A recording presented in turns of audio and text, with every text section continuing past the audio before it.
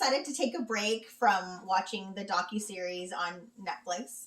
And we decided to watch some fiction, stories based on a true story in the form of the series Unorthodox. Mm-hmm.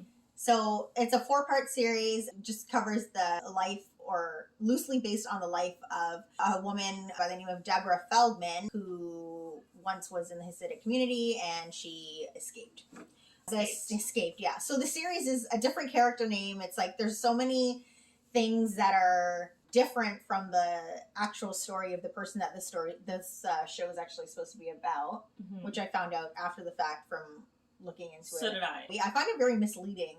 Well, hold on. Let's start with the positives. Okay. I feel like Netflix has been disappointing us for a while now. Well, yes. You know what?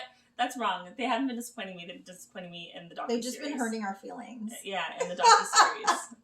Their real stuff is pretty good. Yeah. Or reality TV, sorry. I brought this up to Simone because I don't know, I've always had an interest in, like, the whole Orthodox Jewish, like, way of life. Why? Right? I think, again, because at work, we've interacted so much with basically Orthodox Jewish people. Okay. I'm going to say Orthodox Jews because it's just easier, so let's not get offended. They come, you see them, they have, like, their hat, like, they wear their big black hats, but sometimes they're not wearing them, and they have them, like, well, I think in it's a case. Ceremonial thing, right? Like, they only put it on, like, sometimes. But they carry it around with them, so they have, like, these cases for them, and the case is shaped like a big hat, like, it's a hard case, yeah. And they have, like, their big families, and it's so interesting, just, like, they're very direct in the way they speak to you, but then at the end, they're always so thankful and so, like, so nice. It's just so, I don't know, it's just, to be so forceful or direct in how you speak and then be so nice after, and then just, like, the way they have these big families and the way that they are dressed, so, like, and it's such a, like, it's contrast just interesting. Yeah. And even here, there's this one community over there at Bathurst, or where, I can't think, Avenue, Bathurst, and yeah, that somewhere. General vicinity. And there's a whole Orthodox community there, and there's an Orthodox private school. Well, I don't know if it's private. Well, I would assume you'd have to be. But, you know what I mean? So I've just always been interested in the workings. Mm-hmm. And then, just, like, growing up, my mom used to work for this Jewish lady. She was just regular, like, she wasn't... Non-Orthodox. Right? Orthodox. But, so... We used to always, she was so nice, and she would invite us over, like, because my mom would obviously do their Jewish festivities, like, whatever, and my mom would cook for them and stuff, so sometimes they would invite us because they knew that my mom had 5 kids, right? So we would go to these things, and it was just so nice. I don't know, I liked it, but obviously it wasn't as strict and as big of a thing as, obviously, if you were Orthodox, right? Well, yeah. I would assume. So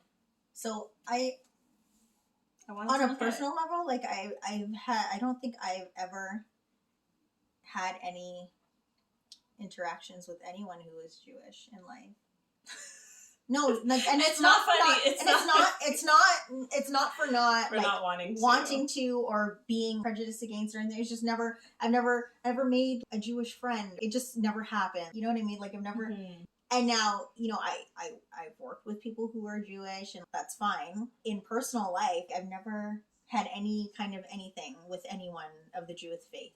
And then I think there's always that weird thing where people think that I'm Jewish for whatever reason, which is interesting that people always refer to Jewish as, like, a kind of a cultural background instead of a religion, but whatever. So, yeah, I've gotten that my whole life. People are always like, oh, are you Jewish? I was like, no, I'm Spanish. Oh, you're Spanish? Like, yeah.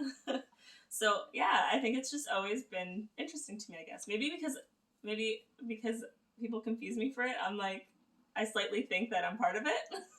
I don't know. Wow. Anyway, so here we are, we watch it. We started watching it together, and then we had to finish it separately. Yeah. And it was good. Like, it was really interesting. Like, I wanted to watch it. Like, it was it grabbed my attention. Yeah. And yeah, eye-opening because I had no idea.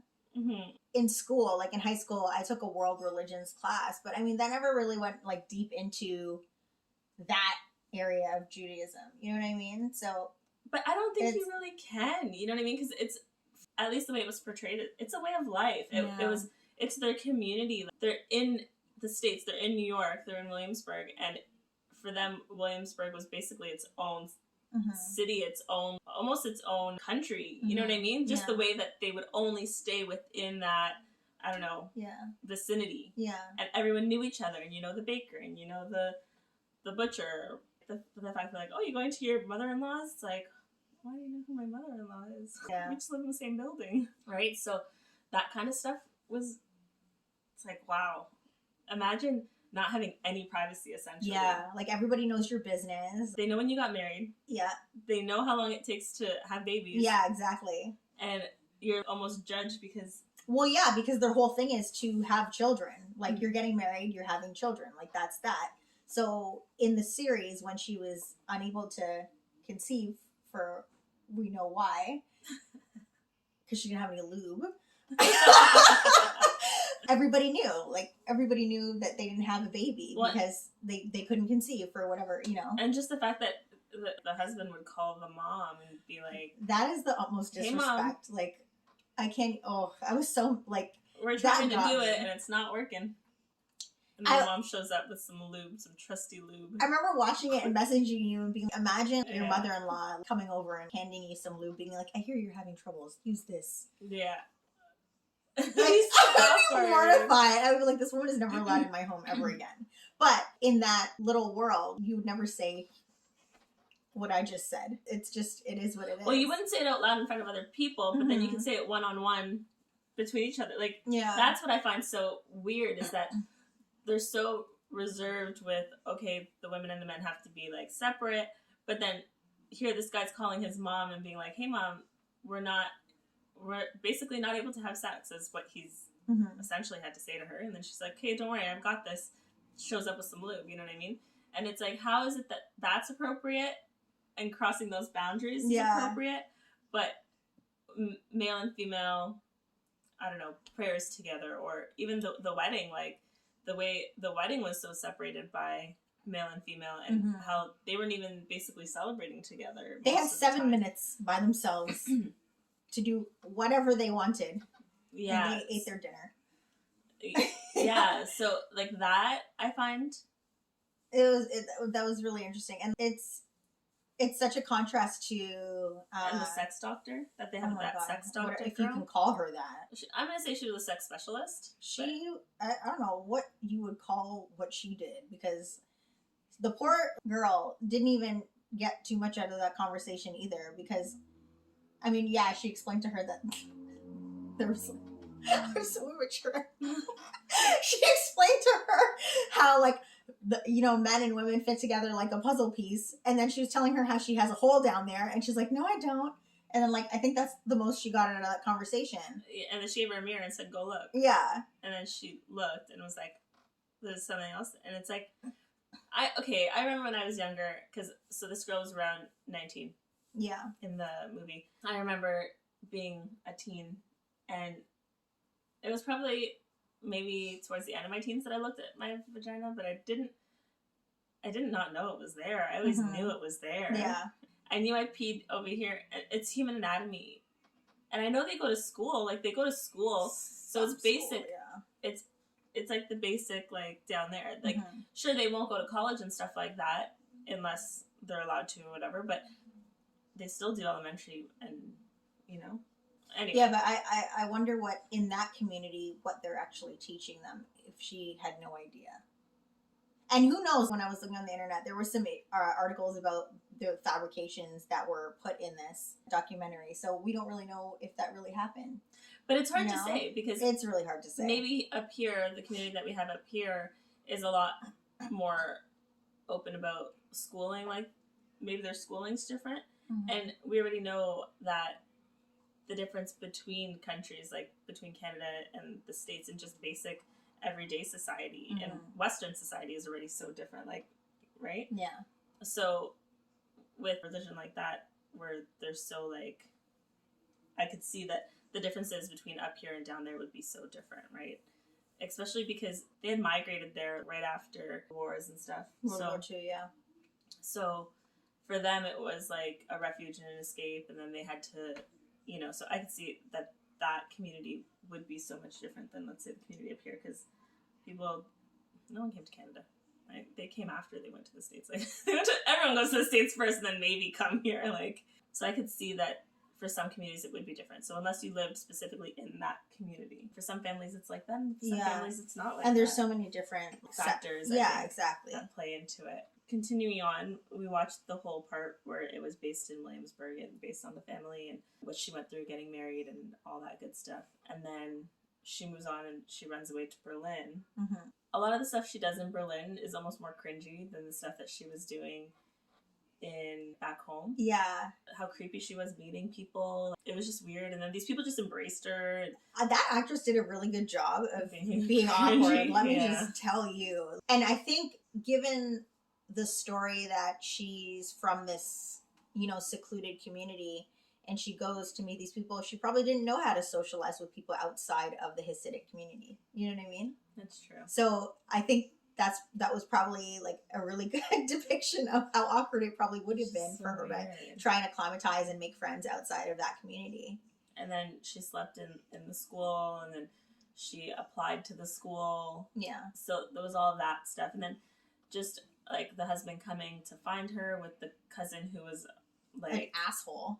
Yeah, but he was also like, he left the community and then he came back to the community. Yeah. And then they used him to go with the husband to go find her and bring her back. Just his unorthodox ways. And I found I found it so funny that he was like their goon. Yeah. But he was the same person who left the community. So I was like, how can you be such a zealot in trying to get this woman back to the community when you left yourself? And like, how far he went. Yeah. Like the scare tactics. He was trying to be like, he's acting like some sort of gangster. Yeah. And I was like, really? Okay. So it all happens, whatever, and then you find out in the end. And I think it was good. Did you like it? I enjoyed it. It was definitely entertaining to watch. It was very interesting. The fact that they kind of went into detail about all the customs that we saw and all those things that I had never seen before, that was really interesting to me. The inner workings of their community. Yeah. And from what I gathered, that part of the series, they worked really hard to try and make as accurate as possible. Well, and I had seen also that some of the actors and people on the production of the series had been people who were once in the Hasidic community. So some of the actors had to be. They had an inside kind of view of how things should be, and probably would have been an accurate compass to kind of show this is what the customs were, this is how they did this, that, and the third, which is good because it's not complete propaganda. Made up. Yeah. That's what I'm saying. I liked the whole 4 episodes all together. I enjoyed them. By the end of it, I was like, I really like this. And I said, and I think this is where you got all this information, once I finished watching it and I enjoyed it so much, I needed to know what happened next. Yeah. So that's where I Googled, knowing that it was loosely based. Now I know loosely based. Very loosely based on her life. On her life, right? Because they keep, at the start of every episode, they say it's based on, and I think at the end of it, they say it's based on the story of the memoirs of, yeah. So you're under the impression that these are the events that happened. Like, they came after her. They gave the guy had the gun and blah blah blah. So I was under that impression. That's why I want to know what happened next. And then I Googled, and you found out that was not the case. Right.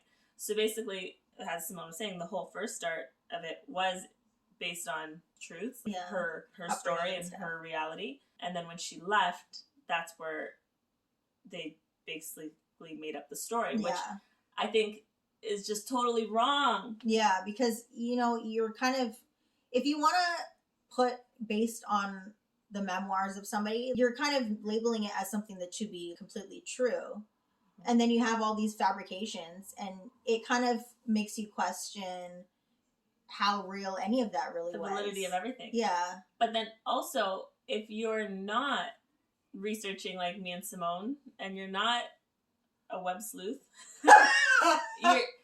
you're gonna just watch it at face value and be like, oh my god, I can't believe that they went to these extremes to get her back. And they're so horrible and la la la. Yeah, granted, I didn't read the book and I didn't see what her experience was, although It does make me want to read her book to see. yeah, I felt that. But Yeah. basically, what the loose of it was that her husband was like well liked by the community, and she had told him exactly how in the show she had said, "Oh, I'm different than most Jewish girls," and he was like, "Oh, that's fine, I can handle it." And then when they got married, then he couldn't, and then at some point, they ended up moving out of Williamsburg. Yeah. So they were living somewhere else in New York, and then she was going to college. Yeah. And then in that, then they divorced. And then she did go to Berlin, but after, and she had, you know what I mean? Like, she already had started a different life, Yeah. and then she went. It's almost unfair to the Hasidic community in the sense of them being depicted that way if that's not what really happened. Yeah. And I mean, yeah, every situation has their extremes. Maybe there are situations where something crazy like that did happen. But in this story, like, that's unfair. Yeah, I don't agree with that at all. Yeah. Especially because you're already like, oh, this community's so, like... Yeah. It's so crazy. They all know everything. And then that happens and you're like, wow, I can't believe they went through those extremes. And you're kind of like, well, I guess I could because they're so extreme in their community. So why it's easy to just be like, yeah, okay, that's it. But then it's like, well, no, if that's not what happened, that's not what happened. Don't depict them that way. Especially when we live in such a world already where we're so People just believe whatever they see, and it's like, if you're asking for trouble. People believe what's the word? When you see something and then you're like, oh, now I hate them. Like, you're so quick to form a judgment and be like, oh, they're horrible to women, or they're I'm trying to they're think a cult, if there's or they're an actual this term for that or not. There's, I'm sure there is. We'll find it. But yeah, like I agree. 100% agree. Like, it's irresponsible, really. Yeah. Yeah. So I didn't like that. And it kind of goes along the same lines of just, I guess, Netflix in general, where a lot of their critique is about irresponsible documentaries or docuseries. Like, as much as it still affected me, Seaspiracy. Oh my God, we can't stop talking about it. No, but we can't. But they said the same thing. They said it was irresponsible journaling or whatever. Yeah. But yeah, so I do think this time it really was irresponsible. Yeah, for sure. Because the racism and all that stuff. I could totally see how somebody who already has, like, thoughts in their head about going towards the realm of anti-Semitism would see something like this and be like, ha, you see that? Yeah, see? Like, I knew it. This is how they are, and that's not fair. Yeah. All in all, it was a good watch. Yeah. But do your reading afterwards. Like, I would... Well, even going into it knowing, at least knowing that it's a loosely based. It's very loosely based. It's not based. I wish they would have put the word loosely. Because sometimes, you know what, I've seen documentaries or shows where it goes loosely based on this, and I'm like, oh, thank you. Yeah. Now I know they should have. I may be disappointed because I read the book. Right? No, yeah. I think it would have been way more responsible for them to put that word in there.